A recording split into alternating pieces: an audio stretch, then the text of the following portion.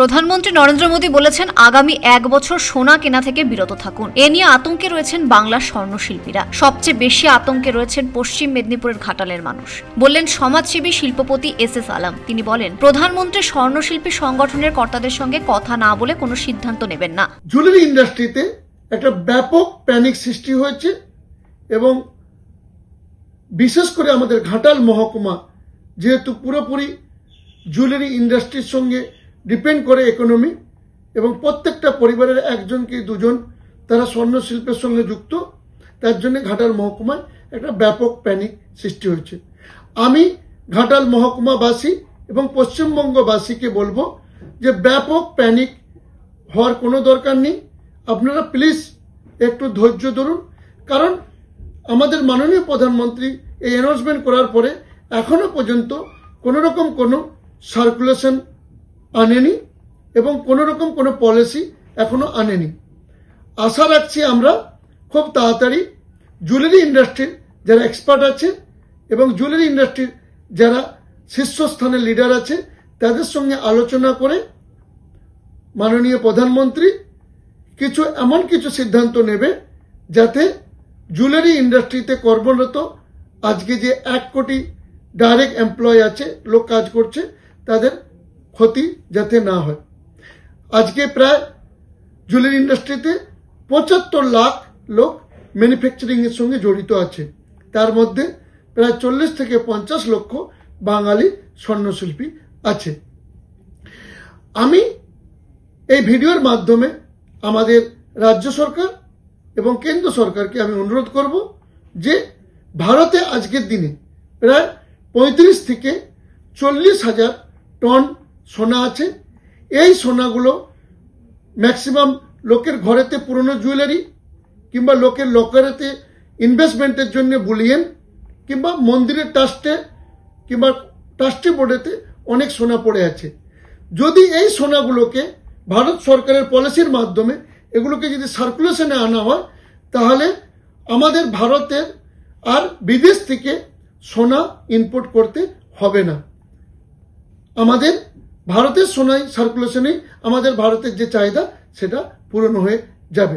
S Alam পরিযায়ী শ্রমিক সংগঠনের কর্তা। করোনার সময় তিনি বিশেষ ভূমিকা পালন করেছিলেন। অত্যন্ত প্রভাবশালী সাংগঠনিক নেতা বলে তিনি পরিচিত। তিনি বলেন, ভারত সরকার যে সিদ্ধান্ত নেবে তা দেখেই পরবর্তী পদক্ষেপ নিতে হবে। যেমন কি আমরা জানি যে গোল্ড জুয়েলারি ছাড়াও সিলভার জুয়েলারি কিছুদিন ধরে একটা ব্যাপক চাহিদা বেড়েছে।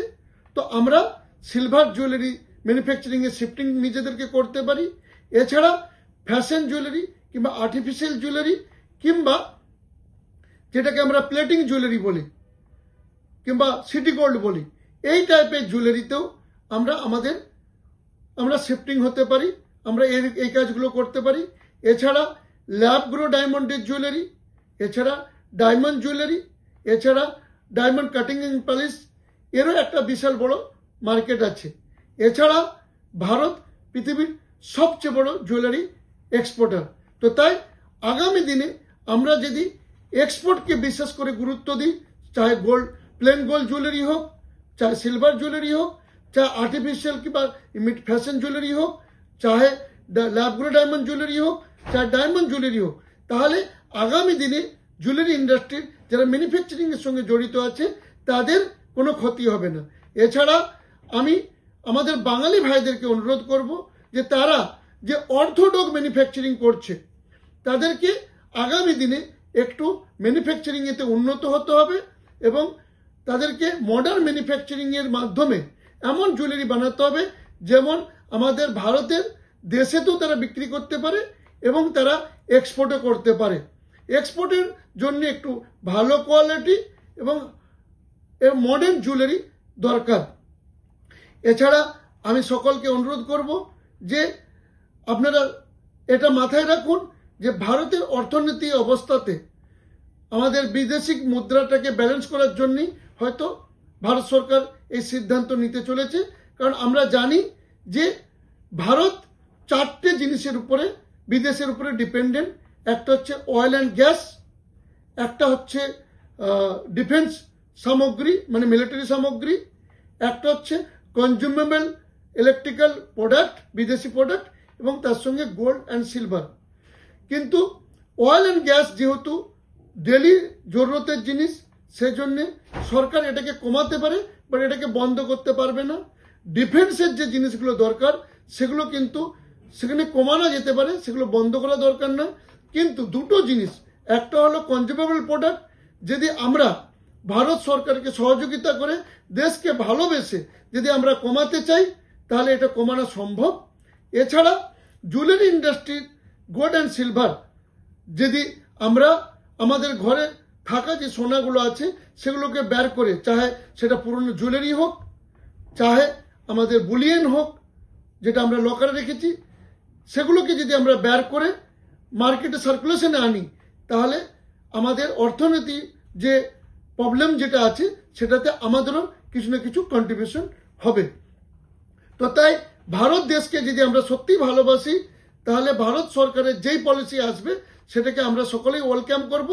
আমরা প্যানিক হব না, আমরা সিচুয়েশন দেখে পলিসি দেখে তারপরে আমরা সিদ্ধান্ত নেব যে আমরা কোন পথে চলবো। প্রধানমন্ত্রীর ঘোষণার পর দেশের 6 কোটি মানুষ রুটি রোজগার হারাতে পারেন বলে আশঙ্কা তৈরি হয়েছে। এদের মধ্যে বেশিরভাগই বাংলার। ভারতীয় স্বর্ণশিল্পে একতা মঞ্চের জেনারেল সেক্রেটারি আমজেদ আলী বলেন, এই স্বর্ণশিল্পীরা কি অন্যায় করেছেন? और इस कारीगर का मेजर परसेंट कलकत्ता यानी वेस्ट बंगाल से होता है। और रिसेंटली विधानसभा इलेक्शन में इन्होंने भिन्न राज्य से जाके वोट डाल के आपका पार्टी बीजेपी को जीता के आया। ये क्या गुनाह था इनका जो आज इतना बड़ा बात अपने कह दिया, जो 1 साल के लिए सोना नहीं खरीदना समझ में नहीं आ रहा है।